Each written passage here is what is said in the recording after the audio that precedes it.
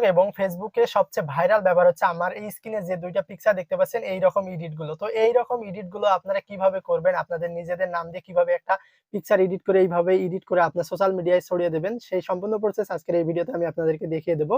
তো ভিডিওটি শুরু করার আগে আপনাদের কাছে একটাই অনুরোধ, আপনারা যদি আমার চ্যানেলটিতে নতুন হয়ে থাকেন অবশ্যই চ্যানেলটিকে সাবস্ক্রাইব করে দিন এবং পাশে থাকা বেল আইকনটি বাজিয়ে দিন। তো আর দেরি কেন, চলুন আমরা কিভাবে ভিডিওটি এডিট করতে হবে অর্থাৎ পিকচারটা এডিট করব সেটা শিখে নিই।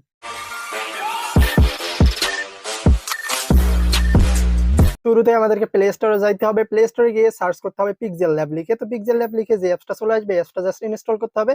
তারপর আরেকটা অ্যাপস ইনস্টল করতে হবে। এখানে আমরা লিখবো ZRCবার লিখে এই অ্যাপসটা জাস্ট আপনারা ইনস্টল করে নেবেন, ঠিক আছে? তো এই দুটো অ্যাপস ইনস্টল করে নেওয়ার পর সরাসরি আপনাদেরকে ব্রাউজারে যেতে হবে। ব্রাউজারে গিয়ে লিখবেন এখানে আরবান জঙ্গল ফন্ট লিখে সার্চ করে দিতে হবে, ঠিক আছে? ফন্ট সার্চ করে দেওয়ার পর এখানে প্রথম যে ওয়েবসাইটটা চলে আসবে, তো এই ওয়েবসাইটটা জাস্ট আমাদেরকে এখান থেকে ওপেন করে নিতে হবে। তো এই ওয়েবসাইট ওপেন করার পর দেখতে পাচ্ছেন এখানে সুন্দর একটা ফন্ট আমরা দেখতে পাচ্ছি। এই ফন্টটা জাস্ট আমাদেরকে ডাউনলোড করতে হবে। তো এখানে ডাউনলোড অপশনটা রয়েছে, ডাউনলোডে জাস্ট আমরা ক্লিক করে দেবো। তো এটা জাস্ট ডাউনলোড হবে জাস্ট 600 কেবি, ঠিক আছে? তারপর এখানে আমাদেরকে সার্চ করতে হবে সাজেক ভ্যালি লিখে, অথবা আমরা যে কোনো একটা জঙ্গলের পিকচার এখান থেকে ডাউনলোড করে নেবো, ঠিক আছে?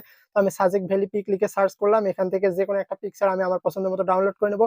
তো আপনারা আপনার পছন্দ মতো একটা পিকচার এখান থেকে ডাউনলোড করে নেবেন। তো আমি এই পিকচারটা জাস্ট এখান থেকে ডাউনলোড করে নিচ্ছি, ঠিক আছে? তো এই পিকচার ডাউনলোড করে নেওয়ার পর এখানে আমরা জাস্ট ওপেন যে অপশনটা পেয়ে যাবো, জাস্ট এখান থেকে পিকচারটা ওপেন করব। করার পর এখানে দেখতে পাচ্ছেন শেয়ার অপশন রয়েছে, শেয়ার অপশনে ক্লিক করে জাস্ট পিক্সেল ল্যাবে এই অ্যাপসটা এই ওপেন পিকচারটা আমরা ওপেন করে নেব।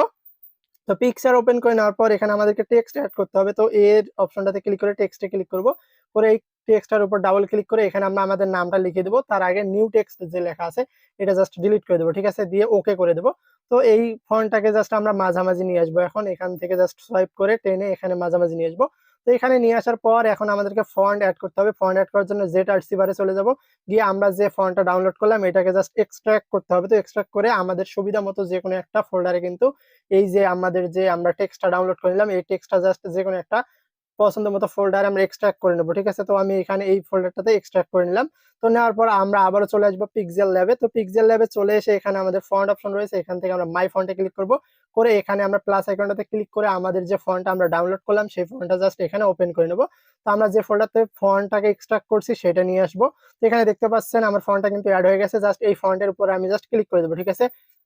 ফন্টের উপর ক্লিক করে দেওয়ার সাথে দেখতে পাচ্ছেন আমার লেখাটা কিন্তু ফন্টটা কিন্তু চেঞ্জ হয়ে গেছে, অর্থাৎ আমরা যে ফন্টটা চাইছিলাম সেই ফন্টটা হয়েছে। এখন আমাদের সুবিধা মতো একটা পজিশনে এই ফন্টটাকে আমরা বসিয়ে নেব। যে কোনো জঙ্গলের পিকচারের উপর এই নামটা যদি আমাদের নামটা বসাই দেই খুব সুন্দর দেখা যাবে। তো আপনি আপনার পছন্দ মতো যে কোনো একটা জায়গায় জাস্ট এইটাকে বসিয়ে নেবেন, ঠিক আছে?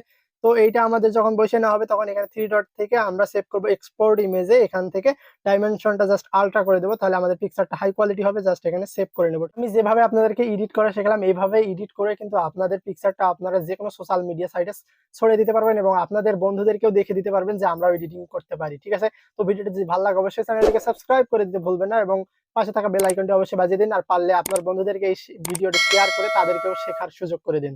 ধন্যবাদ।